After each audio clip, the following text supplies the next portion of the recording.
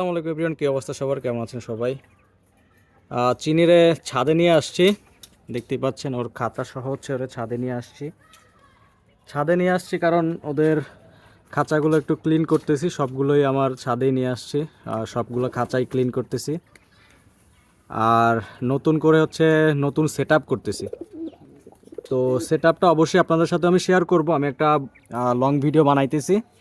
তো সেই ভিডিওর মাধ্যমে আপনাদের সাথে আমি পুরো যা যা করছি, আগে যেরকম ছিল নতুন কীরকম হয়েছে সবগুলোই আপনাদের দেখাবো।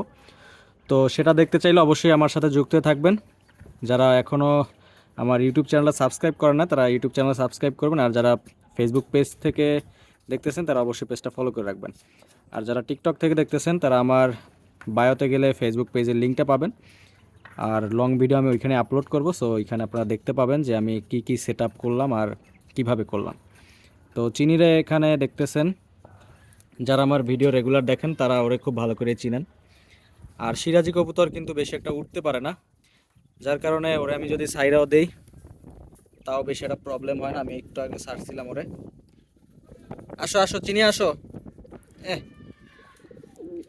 ভিতরে বসে হচ্ছে শো দেখাইতেছে। তো এই হচ্ছে অবস্থা।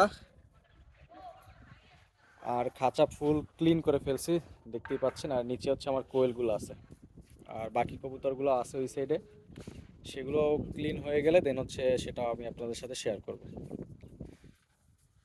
তো আপনাদের খাঁচা রেগুলার আপনারা ট্রাই করবেন একটু পরিষ্কার রাখার, কারণ যত বেশি পরিষ্কার রাখবেন, কবুতর বলেন যত পাখি আছে সব পাখিগুলো কিন্তু ভালো থাকবে।